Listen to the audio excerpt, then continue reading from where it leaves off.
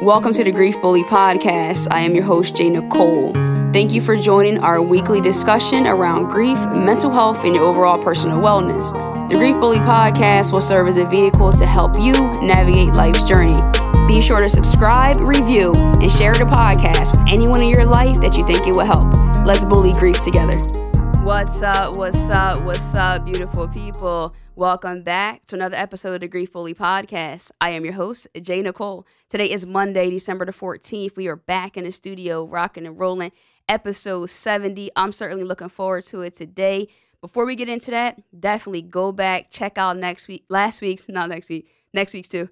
Check out last week's episode. Definitely make sure you hit that subscribe button, hit the like button, and share a comment. Share it with someone else in your life. Help us keep pushing this movement. Much needed content. I'm certainly looking forward to getting into this right now. Listen, before we get started, I want to thank our sponsors, BetterHelp. They are an online counseling organization that is allowing you the opportunity to have therapy from the comfort of your home. Text message, phone call, whatever is comfortable for you. You can check them out at trybetterhelp.com/thegriefbully. And when you use that link, you will get 10% off your first month. So they don't take health insurance. But again, if you use trybetterhelp.com/thegriefbully, you'll get 10% off your first month. So again, going through a tough time, definitely reach out to Try Better Help. Guys, listen. If you feel like I feel a little racy, I sound a little excited and upbeat about it, it's because first and foremost, we back in the studio with a guest. It's been so long, so many months, so many weeks that we haven't had a guest in the studio. We're back in here, and today we have what I think and I know pretty confident it's going to be a phenomenal guest. Someone that I came across on Instagram, so shout out to social media again. And I heard her rapping, I watched the same video over multiple times. I'm like, wow, I got to listen again and see what she was saying. Fire, the delivery, the confidence, and everything. And on top of that, it wasn't just the style, but what she was saying that really I gravitated towards, and I had to hear more. I had to get her in the studio. So right now, we got Philly's own recording artist, Lena L. Lena, what's up? What up? What we doing? Yeah, so can I get the autograph now or later? Okay. Yeah. So, especially when waiting for you. Honestly. Yeah, definitely. So how you feeling today? I'm feeling blessed. Yeah, I'm here. Yeah. Can't complain. For sure.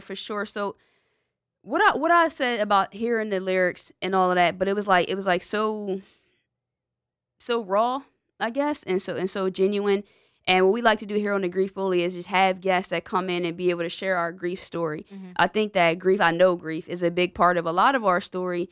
And I feel like, especially in our community, a lot of times we don't talk about it enough. Mm-hmm. Or if we do hear it in music or songs, do we really then go and have a conversation about how that song made you feel or how you can relate to that? And so I feel like for someone to be able to spit that way and with so much genuineness behind it, it has to come from lived experience. Mm-hmm. Right. And so I just want to kind of get into your story. Tell us a little bit about yourself, and then where you first were introduced to grief, which is essentially just deep sorrow. I speak more about the loss of loved ones. So okay. Yeah, that's a perfect way to put it.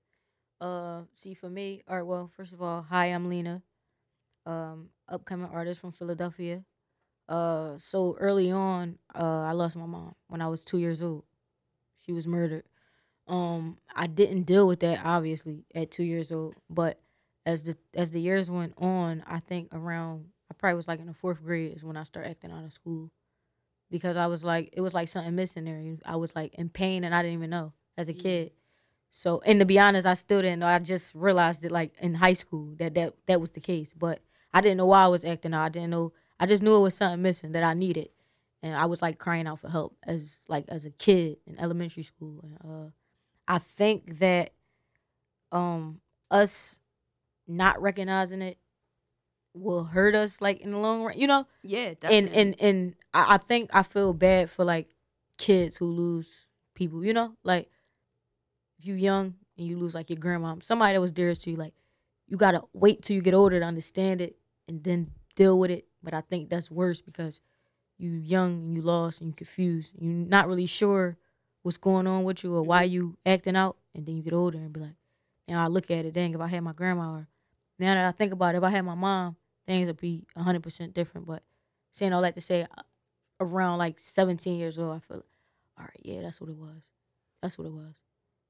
Yeah, first, again, we want to extend our condolences to you. I mean, I know Appreciate it's been a long time, but I still think, like what you said, it's so important that it doesn't go away from you. You know, you're two, and you experience a loss like that, and then you have to live the rest your of your life. life. Yeah, the rest of your life, So I think, essentially. not to cut you off, but No, no, I cut me off. think that's harder. You know what I mean? Than if I was to lose her now, like to where I understand life, I understand we go, you know, and I get to hold on to certain memories, like, or at least this happened between us. But to be two, you feel me, and have to grow up and live my life and do all these things, and you reach a certain age, you like, dang, I wish I could have, or had at least had memories